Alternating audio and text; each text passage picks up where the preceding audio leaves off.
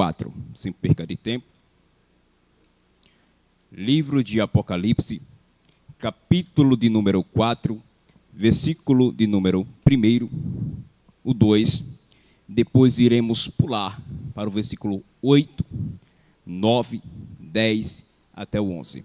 Por enquanto você procura, eu quero externar a minha gratidão ao nosso pastor Anórbio Tavares, assim como também a toda parte da comunicação, e assim como Anderson Góes e sua esposa Aline, né, que fez esse convite para hoje ministrar a santa poderosa paz do Senhor Jesus.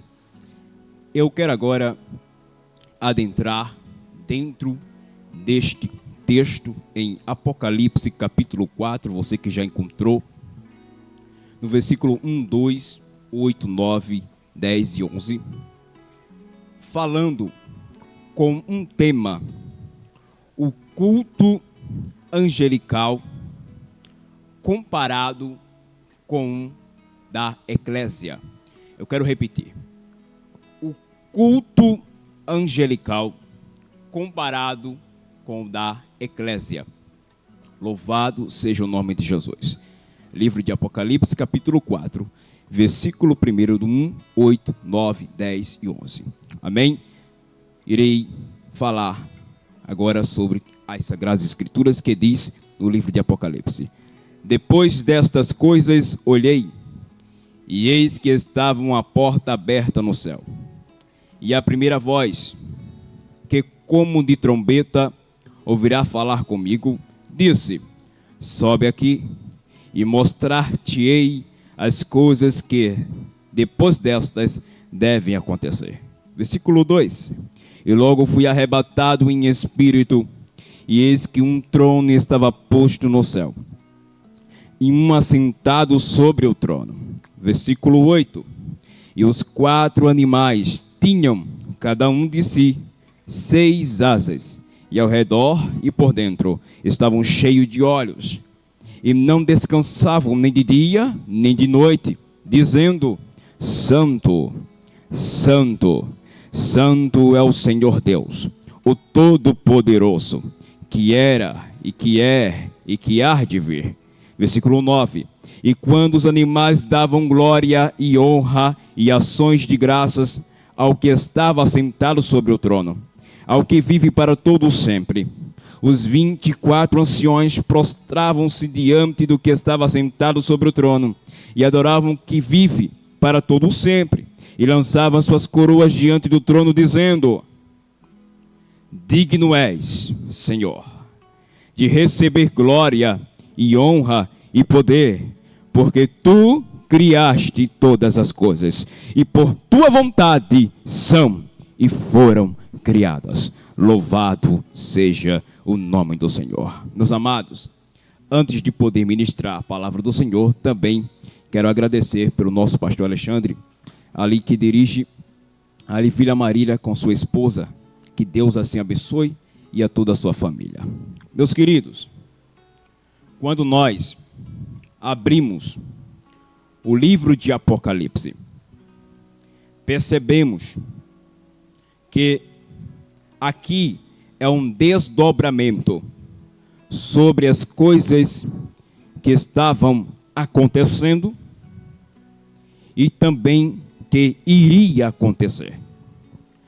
Quando nós olhamos para a vida do autor humano, a qual foi uma ferramenta usada por Deus, o apóstolo João, o amado de Cristo, percebemos que ele tem uma grande história, historicamente falando, com Cristo, aquele que andou, que viu e que teve a percepção de entender quem estava ao seu lado, tendo uma grande percepção também de compreender através do Espírito que aquele a qual estava andando com ele não era qualquer um, a não ser o Cristo, o Messias escolhido por Deus Pai. Também, tendo Cristo morrido e ao terceiro dia ressuscitado, podemos ver que no livro de Atos, capítulo 1, do versículo 1 ao versículo 7, na hora que houve um evento da ascensão de Cristo aos céus, para assentar à direita de Deus Pai Todo-Poderoso, em uma grande plenitude, podemos ver que João, junto com os outros apóstolos, e assim outros irmãos que estavam junto, viram ele subir. Também aquela mensagem que os anjos trouxeram, aquele mesmo Galileu que vocês viste subir, da mesma forma virá ele descer. João, com esta grande mensagem no coração, no versículo de número 14, do capítulo 1 de Atos, eles vão estar em um grande cenáculo, aonde está Pedro, aonde está Timóteo, também Filipe, Bartolomeu, e entre outros. E juntando esta comitiva, eles vão estar animosamente, minuciosamente, em uma adoração no campo terrestre. E neste grande campo terrestre, e neste grande evento que há ali naquele cenáculo, nesta grande adoração, passaram até o tempo do Pentecoste, 50º dia, 50 dias após o Pentecoste, no capítulo 2 de Atos, vai ocorrer o maior evento que houve na história, a qual o Antigo Testamento não teve essa especialidade sobre eles. Sim, houve. Em Crônicas, capítulo 7, versículo 14, na hora que Deus disse: o meu povo, que se chama pelo meu nome, se humilhar e orar, e se arrepender dos seus maus caminhos, eu, o Senhor, perdoarei os seus pecados e sararei a sua terra. Mas antecedente a essa mensagem, os sacerdotes não puderam se conter de tamanha glória que desceu sobre o templo, porque fogo do céu desceu. Achei que nada desceu sobre o templo. Aqui não, eles não estavam fora, eles estavam dentro. Eles receberam poder. Os sacerdotes, o povo não puderam conter o poder porque estavam fora do templo, mas agora era um próprio templo que receberam a virtude e o poder do Santo Espírito. Glória a Jesus. João, cheio do Espírito Santo, começa a propagar o evangelho do amor, tendo ele escrito primeiro, segunda e terceira epístola dele, tendo ele escrito o evangelho. Também agora, na ilha de Patmos, ele vai escrever o seu 5º livro, que é intitulado como Apocalipse.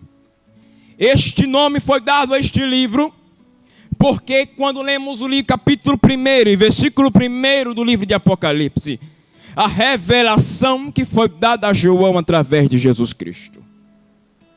Por isso foi colocado este título sobre este livro. Mas também, antes de ele escrever este livro, ele passou por provações. Diz o livro de John Fox que quando João foi perseguido, ele foi pego pelos soldados romanos. E o imperador daquele tempo colocou sobre ele uma punição de morte. E essa punição de morte era para ser colocado dentro de um caldeirão de óleo fervente.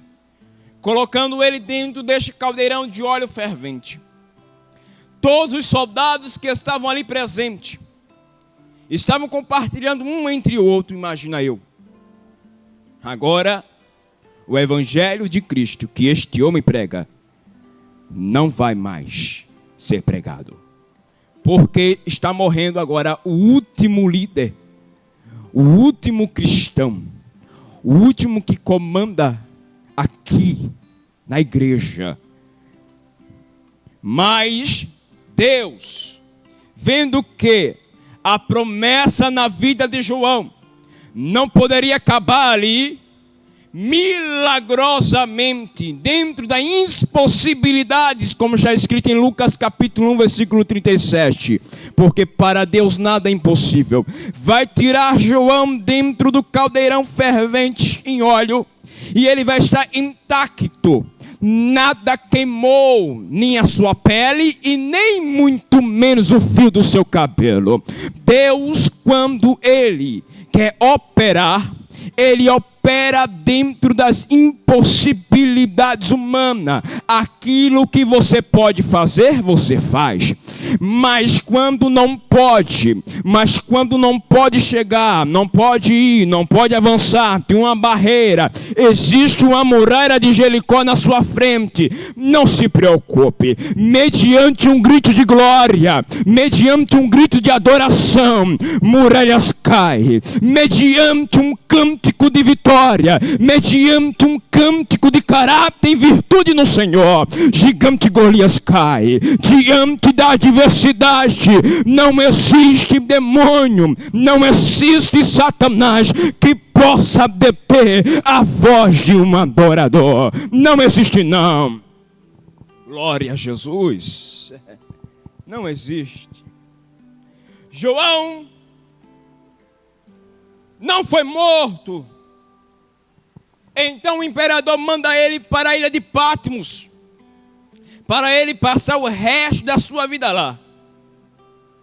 Dizem os historiadores que o mar que rodeava a ilha de Patmos existia tubarões, por isso ninguém conseguiu fugir de lá. Ali eram enviados os piores homens da face da terra. João se encontrou dentre um deles, mas por ser o pior não, por pregar o evangelho, por fazer a missão que Cristo mandou a sua igreja fazer. Que igreja significa chamar de dentro para fora. Estamos dentro, mas a mensagem de Deus, ela não para, ela não é detida, ela é compartilhada.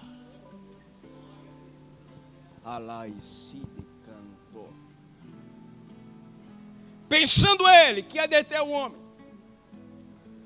dentro da ilha de Patmos, ele recebe uma grande visão, uma mensagem que antecedente a ele era misteriosa. Falando Deus para João, vai mostrar as 7 igrejas da Ásia Menor: Pérgamo, Éfeso, Tiatira, Esmina, Filadélfia, Laodiceia, tendo as suas virtudes e também suas gravidades. Após Deus falar o que estava acontecendo na igreja, Ele vai agora abrir o véu. Elias, me explica melhor. Apocalipse capítulo 4, versículo 1. Uma porta no céu se abriu. E ele em visão, arrebatado no espírito, uma voz diz: vem, João, entra dentro pela porta. O convite para o céu foi feito. Poderia lançar o tema, o grande convite para a igreja. Maravilhoso. Mas quando ele é chamado, presbítero, eu vejo agora um parentesco com Isaías capítulo 6, no versículo 1 ao 3. Na hora em que Isaías também em visão, ele agora entra no céu, glória, no tempo do rei Uzias, ou Azarias. Após a morte do rei, o chamado convite foi feito, e ele entrou. Quando ele entrou, ele viu um trono, e a destra de quem estava sentado no trono cobria o cenáculo. E quando ele via quem estava sentado no trono, havia serafins voando acima dele. É um grande parentesco. Serafins, o significado da raiz é, no hebraico serap, ardente, ou ardem em fogo. Teólogos aplicam dizendo o ardente amor deles por Deus. E no versículo 3 diziam: glória, santo, santo, santo é o Senhor, e a terra está cheia da sua glória. Peraí, visão celeste. Livro de Gênesis capítulo 2, versículo 7. E Deus, pegando o pó, o barro, a argila, formou um boneco, e depois soprou sobre o boneco o Espírito, e ele se tornou alma vivente. Por quê? Trindade não, mas aí entra o que entra no homem: corpo, alma e espírito. Deus soprando o Espírito nele, ele houve vida, mas antes ele era barro, barro, barro. Elias, eu quero entender, entenda. Vamos para uma palavra figurativa, livro de Jeremias capítulo 18. Deus pega Jeremias, leva na casa do oleiro, e ele vê o oleiro com vaso. O vaso, ele vem da onde? Do pó, do barro, da cinza, ou da argila, desculpem dizer. Vem da argila, e vindo da argila ele é barro. Se é barro, aí você veio da onde? Você veio da onde? Do barro. Aí Deus, pegando o homem do barro, os serafins diz o quê? E a terra está cheia da sua glória.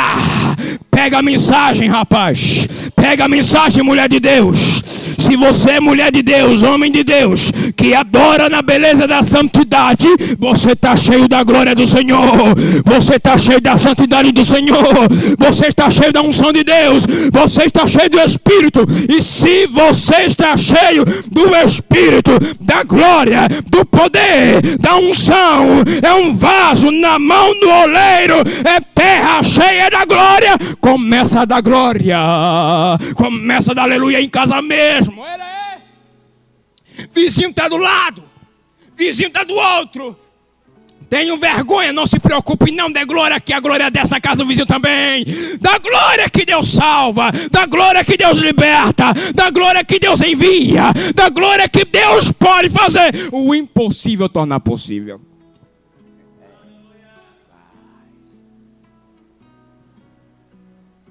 Glória a Jesus. João entra no céu. A porta está aberta.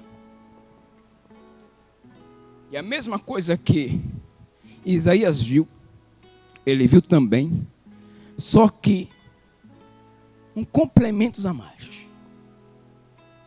Ele vai ver um trono, vai ver alguém sentado no trono, parecido com Sardônio, e assim ele complementa. E a destra dele, assim como Isaías viu. Só que o complemento foi: ele viu querubins e 24 anciões. Os querubins, caracterizando eles, cheios de olhos, com 6 asas, um com a face de leão, outro com a face de boi, outro com a face de águia e outro com a face de homem. Quando você pega esses 4 seres angelicais, que tem a sua categoria angelical, você percebe que o livro do Evangelho, os livros dos Evangelhos, os 4, Mateus, Marcos, Lucas e João, é uma referência. Por quê? Face de leão. Livro de Mateus diz o quê? Jesus é Rei dos Reis, Senhor dos Senhores. Leão da tribo de Judá. Face de boi. Livro de Marcos. Eu não vim para servir, mas antes. Eu não vim para ser servido, mas antes para servir. Ele serve assim como o boi serve o homem. Ele também é homem. Livro de Lucas. Ele é filho do homem. Estava no barco. Quem é este que até o vento e o mar lhe obedece? Livro de João.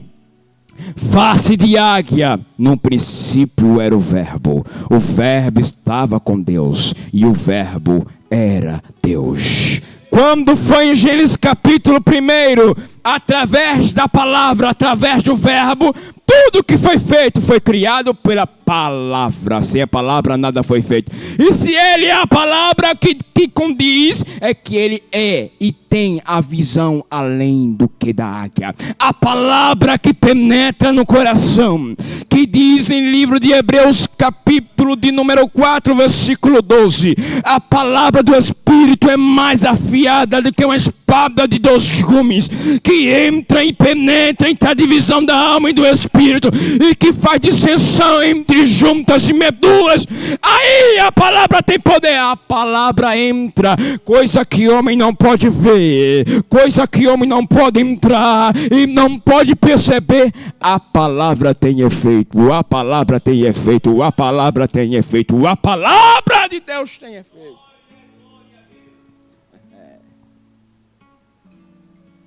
João está lá. Vê esses 4 seres. E a adoração celeste. É maravilhoso, mano. Maravilhoso. Olha o que ele diz. E os seres viventes, os querubim, que significa guardar, proteger, diziam: digno és, Senhor, de receber glória, honra e majestade. Santo, santo, santo é o Senhor. Aí depois que ele vê os querubins adorar, ele vai remeter para os anciões. Os 24 anciões, segundo Joá Caetano, em seu livro de Apocalipse, ele escreve dizendo: esses anciões também é uma imagem simbológica para representar as 12 tribos de Israel e os 12 apóstolos, dando a plenitude do Antigo e Novo Testamento, a entender que lá no céu não há um culto parado, mas antes é um culto constante. Ou seja, me explica melhor, Elias. Quando os 24 anciões estavam sentados nos seus 24 tronos, no derredor do trono de Deus, que é onde havia um grande arco-íris maravilhoso, eles se levantavam e ficavam na frente do Deus Todo-Poderoso. Eles pegavam suas coroas, jogavam diante dele, se ajoelhavam e diziam: digno és de receber toda a glória, todo o poder, toda a honra, porque tu, Senhor, criaste e por tua vontade são e foram criadas. Tu é o que há de vir, tu é o que era, e tu és o que está presente. Ou seja, livro de Hebreus capítulo 13, versículo 10. O Senhor Jesus Cristo, aquele é o que era, o que é e o que há de vir. Inspiração do lugar celeste. Aí ele diz: tu é o que é, o que era e o que há de vir. Ou seja, 24 horas existe uma adoração no lugar celeste. Não há uma paralisia. É constante, é constante, é constante. A adoração lá, o culto lá é constante. É constante. Os serafins não param. Os querubins não param. Os anciãos não param. Diz em Isaías 6 que as portas dos umbrais, elas não se continham, elas balançavam, tremia, porque no culto celestial nada fica parado. Tem gente que está entendendo em casa agora a mensagem do Senhor. Alabra canto. Aleluia. Revela, Elias. Espera aí, revelo já, rapaz. Segura um pouquinho aí. Deixa agora remeter para a terra, olhando para o lugar celeste. Eu posso ver agora uma adoração celeste agora na terra. É essa adoração na terra que Jesus chamou e vocacionou a igreja também para estar presente. No livro de Mateus, capítulo de número 16, versículo de número 18, Jesus transmite uma mensagem para Pedro dizendo: Pedro, sobre esta pedra que, abre parênteses, que sou eu, tu edificarás a minha igreja, e nem as portas do inferno poderão se conter para ela. Livro de Apocalipse, capítulo 3. Ele tem a chave de Davi. É o que abre e ninguém fecha. É o que fecha e ninguém abre. Ele é da raiz de Jessé, a estrela da manhã, o Emanuel, Deus conosco, o que implantou a eclésia, a igreja. Aí vem agora os 12 discípulos andando com ele, aprendendo com ele. Ó Pai, graças te dou, multiplica o pão. Ó Pai, manda a ordem no vento e no mar e para. E ele assiste. Aí entra o Nazareno, o Galileu, o melhor professor da igreja. O melhor professor da igreja. Após ele deixou a semente. Livro de João, capítulo número 14. Eu não vos deixarei só, mas vos enviarei o Espírito Santo. Livro de João, capítulo de número 20. E ele soprou o Espírito sobre eles, e eles ali tiveram o Espírito Santo.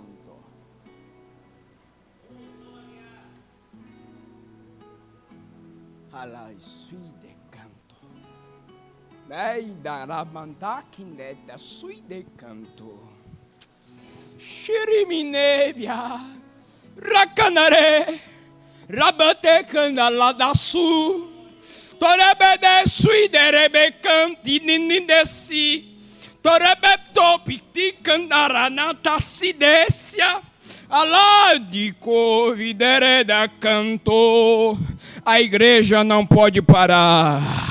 A igreja não pode ser detida. O inimigo tentou, bateu, mas não conseguiu. Quanto mais ele batia, em uma só pregação, 3.000 almas foram convertidas. Quanto mais ele batia, quanto mais ele tentava, mais 5.000 almas foram complementadas na igreja. Quanto mais ele batia, quanto mais ele tinha parar a igreja orava e Pedro foi solto da prisão. Quanto mais ele batia, quanto mais ele tentava, Paulo dizia: igreja, ore por mim, interceda por mim, porque no abrir e no fechar da minha boca, o mistério desse evangelho seja manifestado, seja manifestado, seja manifestado. O poder da glória de Deus. está no lugar celestial. Lá está cheio de glória. E a terra? Só vai depender se a terra vai querer. Só vai depender se a terra vai querer poder de glória. Só vai depender se a terra buscar. Se a terra orar. E quem é a terra é eu, é você. Somos argila feita do pó viemos, do pó voltaremos. Somos vasos na mão de Deus. Existe um culto no céu. Mas como está o teu culto? Teu culto pessoal, como é que ele está? O profeta Elias, capítulo 18 de 1 Reis. Ele levantou um altar, mas esse altar estava destruído. Botou 12 pedras. E ali ofereceu um sacrifício a Deus. Mas o povo estava com um altar atribuído para outros deuses. Onde está fixado o teu altar? Para o Deus verdadeiro ou para o homem? Para o que pode ou para Baal? Para aquele que é, que pode, que há de vir, ou para Marduk, o Deus dos babilônios? Qual é o teu objetivo? De servir ou para ser servido? O que você veio fazer na igreja? Olhar para o irmão para a direita ou para a esquerda? Para o modelo do vestido, do calçado, do cabelo, o estilo que está andando? Ou para adorar aquele que pode, que é e que há de vir? Escatologicamente falando, quando Jesus vier, aqueles só sabem olhar, analisador, pesquisador, que só sabe ver, mas não sabe agir, vai ficar. Mas aquele que veio, se propôs a servir, bem dizer, e adorando a Deus na beleza da sua santidade, vai subir, vai subir, vai subir. Aquele que é, o que é e que há de vir, virá. Pera aí, como esse é que está o teu culto aqui na terra? Como está? Como está? O teu altar está destruído. Deus te diz nesta manhã: comece a reconstruir, porque eu estou com pressa na sua vida. Mas você precisa voltar para os meus caminhos.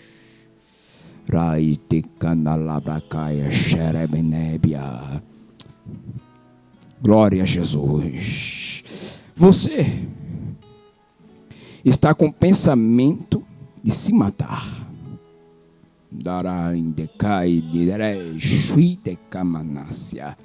Deus te diz nesta manhã que Ele é Deus de renovo, e Ele conhece o teu coração. Ele viu você chorar, e eu estou operando por você. Você quis dar um fim, mas quando o homem diz que é o fim, para Deus é início. Começa a restituir teu altar e começa a dar glória a Deus, porque Deus está entrando com providência no teu lar. Deus vai fazer um reboliço. Deus vai tirar quem está no lugar para colocar você.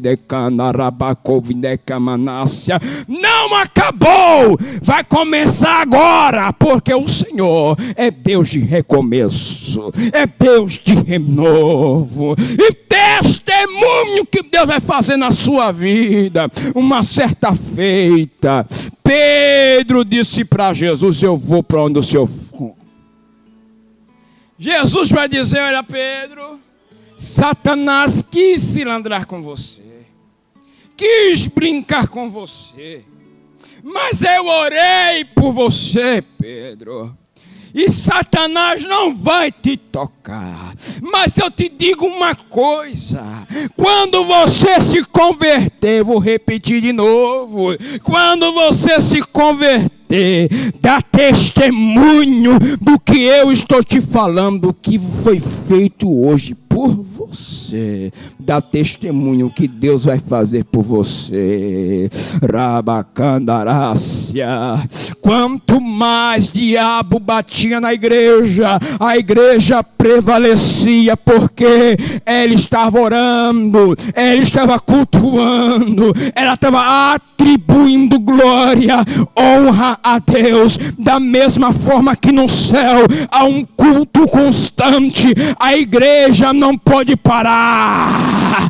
Enquanto muito só olha, você abre a boca e adora o Deus poderoso. Mas existe uma coisa, existem dois tipos de adoração: a adoração de boca para fora e a adoração genuína que vem do coração. Não vem por se apresentar, não vem por beleza, não vem por estatura, não vem por sistema financeiro, não vem por ordem ou liderança eclesiástica, mas antes ela vem do coração. Adore de coração, que Deus está operando. Adore em casa, adore na faculdade, adore na igreja, adore em todos os lugares. Em todos os lugares, em todos os lugares, em todos os lugares. Oh, Micandarai, oh, Jesus de Nazaré. Segura esse homem. Segura esse homem. Arababada candiri desi. Torebedeste ranacandaramanébia. Tem pessoas que pensam que para receber do que vem do céu, para receber do que vem do céu, tem que pagar, tem que dar alguma coisa. Ai, da camanácia. Assim como fizeram com Pedro e João. O homem quis pagar para receber o poder do Espírito, que está no livro de Atos, capítulo do número 4. Mas eles disseram: o poder de Deus não é vendido. O poder de Deus é dado àqueles que querem de forma gloriosa, poderosa, magnificante, para poder atribuir ao seu reino a sua glória, a sua majestade. E nesta manhã Deus está falando para crentes aqui que estão assistindo esta live, que pararam de cultuar a Deus, que paralisaram, estão como paralíticos, neutros, que não têm forças também para cultuar o Deus poderoso espiritualmente. Foram detidos no meio do caminho, pararam. Mas Deus nesta manhã está te dizendo: eu sou Deus que renova as suas forças. Eu sou Deus que dá-te oportunidades. Eu sou Deus que vem no meio da tua parentela. Eu sou Deus que tem o poder de te salvar das drogas. Eu sou Deus que tem o poder de te libertar do vício. Eu sou Deus que tem o poder de fazer o impossível na tua vida. Mas só depende de você, porque Deus não obriga a ninguém se prostrar diante dele. Ele dá liberdade, livre arbítrio para poder se achegar a ele, para poder se achegar a ele. Depende de você, se nesta manhã quer chegar até o rei, quer cultuá-lo assim como o céu o cultua constantemente, cultuá-lo também como a igreja cultua constantemente. Se um para, tem outro glorificando. Se um não vai, tem outro prosseguindo. Se um não prega, tem outro pregando. Se um não vai, tem outro indo. Mas a mensagem não para, o culto não para. Aonde chegar, ele planta um culto que nem Abraão. Em cada lugar que chegava era um culto oferecido ao Deus Altíssimo, o Adonai, o Elohim, o Tziu El Shalom. Senhor, segura esse menino, rapaz.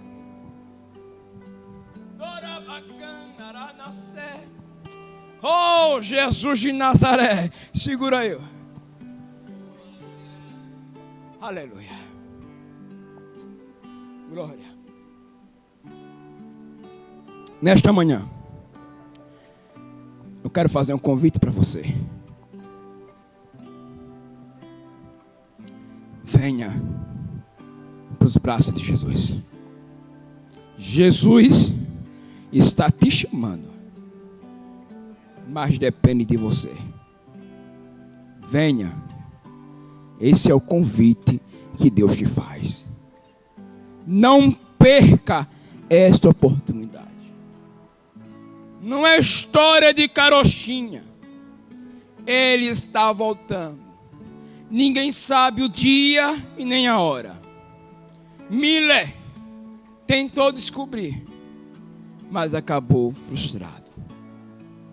E você? Quer ficar frustrado por ficar e não poder ir com a igreja? Este é o convite que eu faço para você, porque Deus tem o poder de libertar.